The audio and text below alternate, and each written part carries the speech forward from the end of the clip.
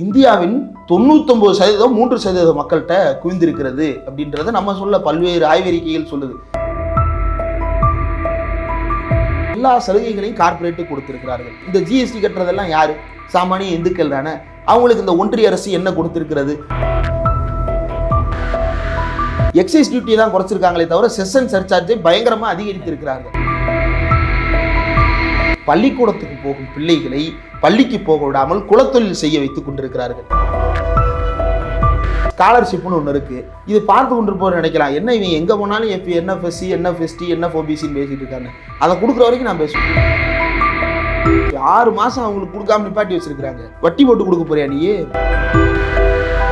நாமெல்லாம் நாயா பேயா உழைச்சு நம்ம வாழ்க்கைக்கு ஏதாவது ஒரு உத்தரவாதம் வேணும்னு எல்ஐசியில கொண்டு போய் பணம் போட்டுட்டு இருக்கிறோம். அந்த பணத்தை கொண்டு போய் அதானிக்கு முதலீடு செஞ்சுட்டு இருக்காங்க. நீங்க ஒன்றிய அரசின் நிறுவனங்களாக கண்ணு முன்னாடி எதெல்லாம் இருக்கோ அது எதுவுமே ஒன்றிய அரசு நிறுவனமே இல்லை இன்னைக்கு. அப்புறம் எதுக்கு ஒன்றிய அரசுன்னு ஒண்ணு? 1,50,000 ரூபாய் ஓட்டு வீடு கூட கட்ட முடியாது. 1,50,000 லட்சம் ரூபாய் கொடுத்துட்டு பேரு பகுமானமா பிஎம் ஆவாஸ் யோஜனா.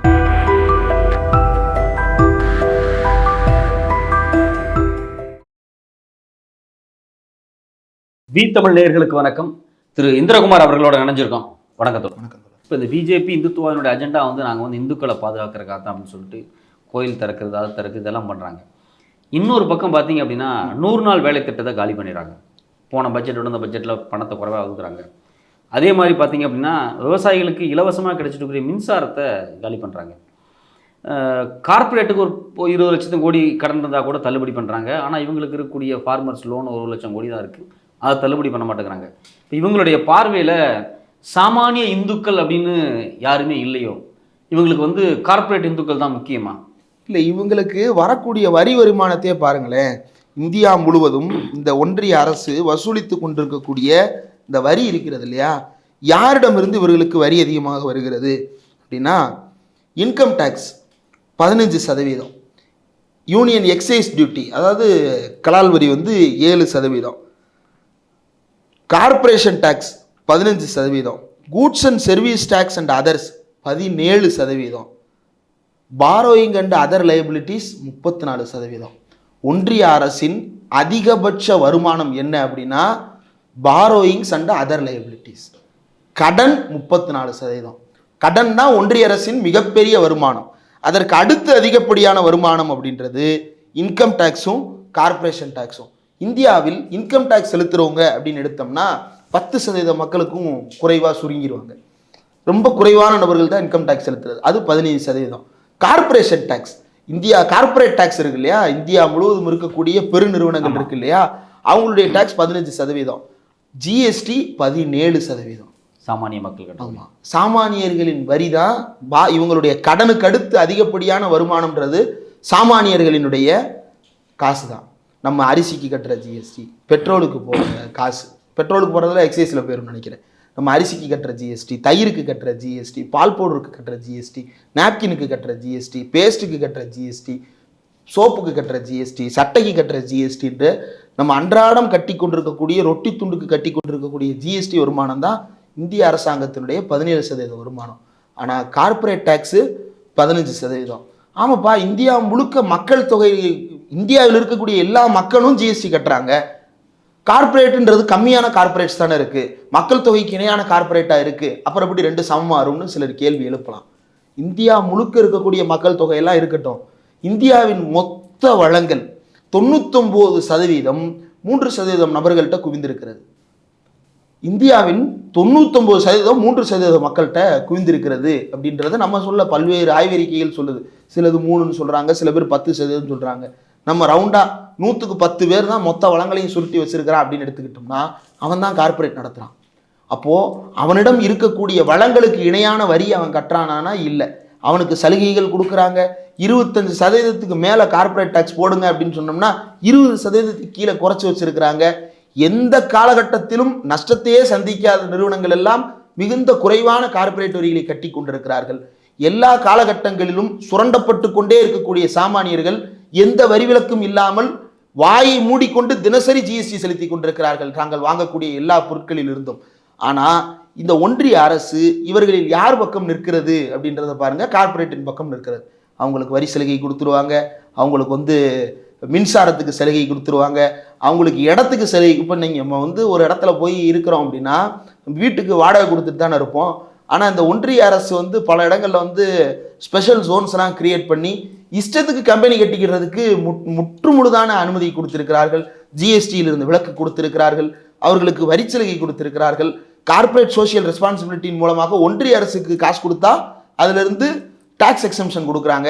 அதே சிஎஸ்ஆர் ஃபண்ட்ல இருந்து ஸ்டேட் கவர்மெண்ட்டுக்கு கொடுத்தா எந்த விதமான டாக்ஸ் எக்ஸம்ஷனும் கிடையாது. அப்போ இப்படி எல்லா சலுகைகளையும் கார்பரேட்டுக்கு கொடுத்திருக்கிறார்கள். இப்போ சாமானிய இந்துக்கள் இந்த ஜிஎஸ்டி கட்டுறதெல்லாம் யாரு? சாமானிய இந்துக்கள் தானே. அவங்களுக்கு இந்த ஒன்றிய அரசு என்ன கொடுத்திருக்கிறது? பெட்ரோல் டீசல் விலையை குறைத்திருக்கிறதா? இல்லை. குறைச்சிட்டு தான் இவங்க சொல்ற இந்த நாடகம் பொய். எக்ஸைஸ் டியூட்டி தான் குறைச்சிருக்காங்களே தவிர செஷன் சர்சார்ஜை பயங்கரமா அதிகரித்திருக்கிறார்கள். அந்த செஷன் சர்சார்ஜை எந்த முறையான பகிர்மானமும் இல்லாமல் பயன்படுத்தாமல் கிடக்கிறது 40% தொகை அப்படின்னு சிஏஜி ஆடிட் சொல்லுது.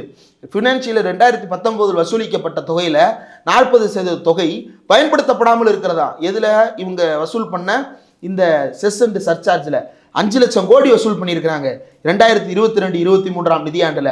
இந்த 5 லட்சம் கோடி எங்க போச்சு அப்படின்னு கேட்டோம்னா பதில் இல்லை. இப்போ இந்துக்களினுடைய நிலைக்கு அன்றாடம் அவர்கள் பார்க்கக்கூடிய ஒன்னொன்னா வருவோமே.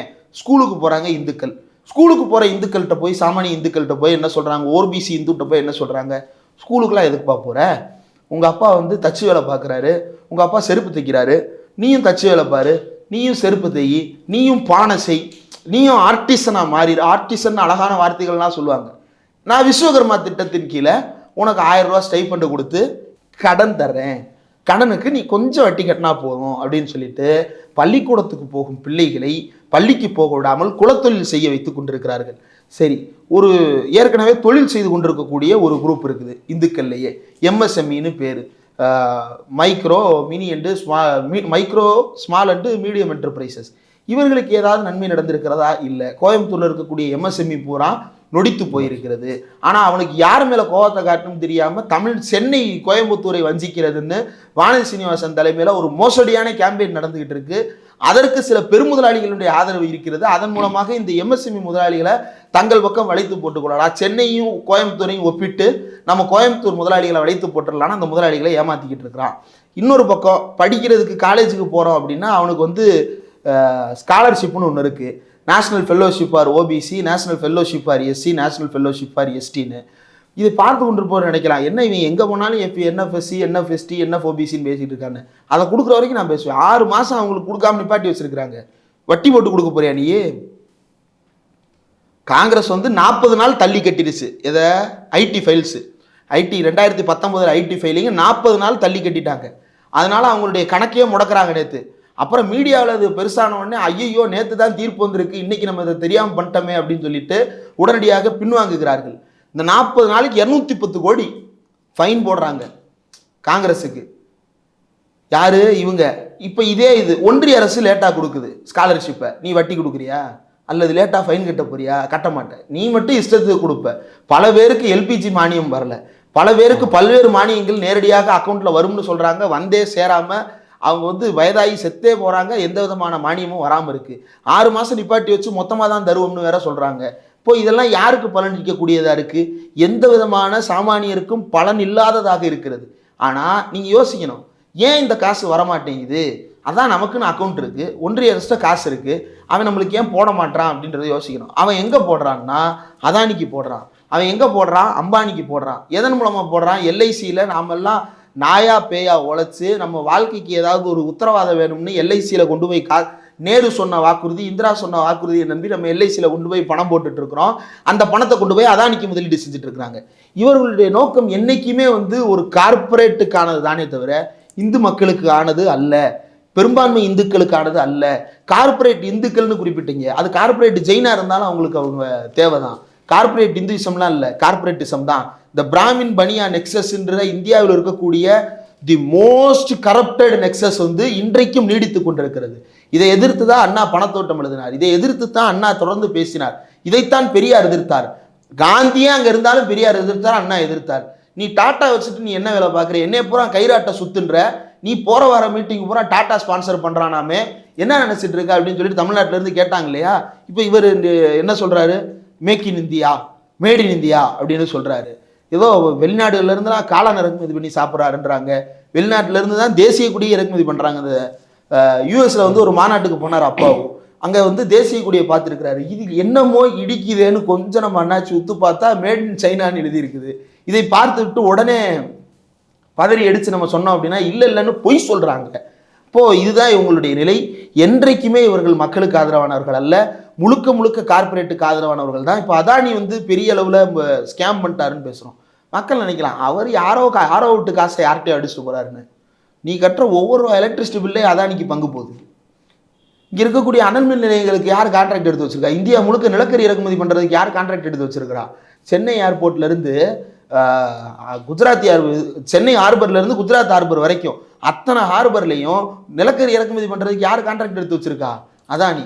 வாங்கி நேரடியாக கொண்டு வர்றானா? இல்லை. இங்கிருந்து நிலக்கரி எங்கேயோ எடுத்துகிட்டு போய் அங்கேருந்து மொரீஷியஸுக்கு கொண்டு போய் அங்கேருந்து இங்கே கொண்டு வந்து ₹1 விற்க வேண்டிய நிலக்கரியை ₹2000 விற்கிறான்.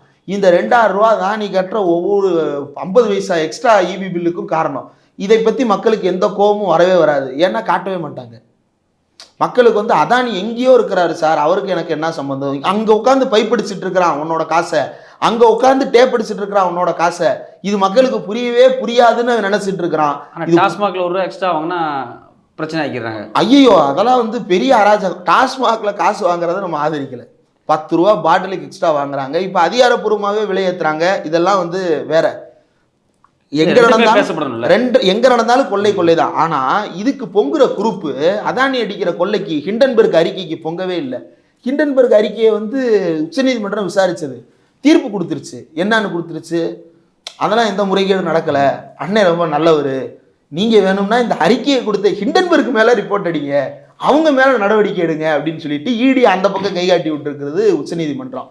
இந்த அதானியினுடைய வழக்கை விசாரிச்ச 5 பேர்ல ஒருத்தர் அதானியோட வழக்கறிஞர், ஒருத்தர் அதானியோட பிசினஸ் பார்ட்னர். 5 பேர் கொண்ட குழுவில் 2 பேர் அதானி ஆட்கள். இப்படிப்பட்ட ஒரு குழு தான் அதானியினுடைய விசாரணையை மேற்பார்வை பார்த்தது. சந்திரசூட்டனா தெளிவாக சொல்லிட்டாரு, அவங்க மேலாம் நீங்கள் சந்தேகப்படக்கூடாது, அவங்க நேர்மையான ஆட்கள். ஏன் அவங்களே நாதஸே சொல்லிட்டான்ப்பா அப்படின்ற மாதிரி தான் வந்து அவங்களாம் நேர்மையான ஆட்களாக இருக்கிறார்கள். இன்னொன்று, இவங்க கார்பரேட்டுக்கு செய்து தரக்கூடிய இந்த சலுகைகள் இது எல்லாவற்றையும் பாருங்கள். Airport private, harbour private, railway station private, rail private, ரயில்வேவை கூட்டி பொறுக்கிற கான்ட்ராக்டு ப்ரைவேட்டு. நீங்கள் ஒன்றிய அரசின் நிறுவனங்களாக கண்ணு முன்னாடி எதெல்லாம் இருக்கோ அது எதுவுமே ஒன்றிய அரசு நிறுவனமே இல்லை இன்னைக்கு. அப்புறம் எதுக்கு ஒன்றிய அரசுன்னு ஒன்று? இப்போது நம்மளுக்கு ஒன்றிய அரசு 2 விஷயத்தில் தான் சார் தெரியும். ஒன்று பட்ஜெட்டு, என்ன நிதியமைச்சர் வாசித்தார் அப்படின்னு சொல்லுவோம், பட்ஜெட்டு போட்டாங்க வருவார். ஆமாம். 2வது ரயில்வே பட்ஜெட்டு. ரயில்வே பட்ஜெட்டுன்னு ஒன்று இருந்த வரைக்கும் ரயில்வே பட்ஜெட்டு, அப்புறம் அதோட தொடர்புடைய ரயில்வேஸ். இந்த 2 தான் மக்களுக்கு தெரியும். ரயில் சென்ட்ரல் கவர்மெண்ட் விடுது, இது சென்ட்ரல் கவர்மெண்ட் விடுது. கேஸு அது எவனோ கொடுக்குறான், அரசாங்கம் தானே கொடுக்குது. எந்த அரசாங்கம் அது தெரியாதுப்பா. கேஸ் ஸ்டாலின் வந்ததுக்கப்புறம் கேஸ் விலை ஏற்றி விட்டாரு. ஆமாம், அவர் தான் இந்தியன் ஆயில் கார்பரேஷன் தலைவர். அவர் தான் விலையை தினமும் ₹2 ஏற்றிக்கிட்டே போகிறாரு. 6 மாதத்துக்கு ஒரு ₹100 ஏற்றிட்டு போகிறாரு. அப்போ இதெல்லாம் யார் கண்ணுக்கும் தெரியாது. அவங்களுக்கு தெரிஞ்சது பட்ஜெட்டும் ரயில்வேஸும். இன்னைக்கு அதுவும் நம்ம கையில் இல்லையே. எதுக்கு பட்ஜெட் போடுறாங்கன்னே தெரியலையே. நீங்கள் பட்ஜெட்டில் என்ன சொல்ல போகிறீங்க? இப்போ பிஎம் ஆவாஸ் யோஜனான்னு சொல்கிறாங்க. அந்த ஆவாஸ் யோஜனாவின் கீழே வந்து 4 வெர்டிகல்ஸ் வச்சுருக்கிறாங்க. அதில் ஒன்று affordable housing for people in partnership அப்படின்னு சொல்லிட்டு ₹1.5 லட்சம் காசு கொடுக்குறான். என்ன 6 லட்ச ரூபாயிலிருந்து 9 லட்ச ரூபா வரைக்கும் கடன் வாங்கி கொடுக்குறான். யாருக்கு? மக்களுக்கு வீடு கட்டுறதுக்கு. அந்த கடனுக்கு வட்டியில் நாங்கள் வந்து குறைந்த வட்டிக்கு நாங்கள் உங்களுக்கு பண்ணி தருகிறோம் அப்படின்னு சொல்லிட்டு வட்டிக்கு மானியம் கொடுக்குது ஒன்றிய அரசு. நல்லா கவனிங்க, கட்டுற 9 லட்சத்துக்கு மானியம் கொடுக்கல, அந்த 9 லட்சத்துக்கான வட்டிக்கு தான் மானியம் கொடுக்குது ஒன்றிய அரசு. மூலத்தொகைக்கு அதை நம்ம தான் திருப்பி கட்டணும். இப்போ தமிழ்நாடு அரசு என்ன பண்ணுது அப்படின்னா 7 லட்ச ரூபாயை தமிழ்நாடு அரசு கொடுக்குறது, 1.5 லட்ச ரூபாயை மக்கள் பணமாக கொடுக்குது. ஏன்னா இங்கே வந்து ஒரு யூனிட் காஸ்ட் வந்து 10 லட்ச ரூபா. தமிழ்நாட்டில் ஃபிக்ஸ் பண்ணப்பட்ட தொகை வந்து ஒரு வீடு கட்ட 1.5 லட்ச ரூபாயில் வீடு கட்ட முடியுமா? குடிசை கூட வேக முடியாதுங்க. இன்னைக்கு இருக்கிற சூழ்நிலையில் நீங்கள் அந்த 50,000த்துக்கு ஓட்டு வீடு கூட கட்ட முடியாது. 1,50,000 ரூபாயில் ஓட்டு வீடு கூட கட்ட முடியாது. அப்படி இருக்கக்கூடிய நிலைமையில 1.5 லட்ச ரூபா கொடுத்துட்டு பேரு பகுமானமாக பிஎம் ஆவாஸ் யோஜனா. ஃபோட்டோக்கள் வர ஃபோட்டோ வேற போடணும். இப்போ இங்கே எக்மோர் பக்கத்துல எல்லாம் போய் பாருங்க, பெருசா நிற்கிறாரு பிரதமர் மோடி, பல்ல காட்டிட்டு நிற்கிறாரு. எந்த அர்த்தத்தில் சிரிக்கிறாங்கன்னே தெரியல. இந்த கான்ட்ராக்டை யாருக்கு கொடுக்குறாங்க அப்படின்னா பிரைவேட் பிளேயர்ஸுக்கு தான் கொடுக்குறாங்க. அப்போ அதையும் பிரைவேட்டு தான் கட்டி கொடுக்குறான். 1.5 லட்ச ரூபா நீ காசு தான் கொடுக்குற, இதுக்கு எதுக்கு பட்ஜெட் போடணும்? இது வந்து ஒரு ஜீவோவை போட்டு போயிடலாமே. அப்ப எதுக்கு இந்த பட்ஜெட், எதுக்கு இந்த ஒன்றிய அரசுன்ற கேள்வி எழுகிறது. நம்ம இதை சந்தேகமா பார்க்குறோம். அவங்க தெளிவாகவே தான் பண்றாங்க. நீண்ட கால நோக்கத்தில் இது எதுவுமே இருக்காது. எல்லாமே ஒளிகாட்சிகளாக மாற்றப்பட்டு விடும். யாரு கண்ணை காட்டுறாங்களோ அவங்களுக்கு தான் கான்ட்ராக்ட். இப்போ ஏதாவது டெண்டர்னு ஒன்று சும்மா நடக்குது, அடுத்து அள்ளி கொடுத்துட்டு போயிட போறாங்க. அந்த அள்ளி கொடுக்கும் வேலைக்குத்தான் இவர்கள் இப்போது களத்தை தயார்படுத்தி கொண்டிருக்கிறார்கள். அந்த தயார்படுத்தும் வேலைக்கு தான் தமிழ்நாட்டில் உட்கார்ந்து கொண்டு நம்ம இருக்கோம் தோழர் பார்த்துக்கலான்னு பேசிட்டு இருக்காங்க. உங்களுடைய நேரத்துக்கும் கருத்துக்கும் ரொம்ப நன்றி தோழர்.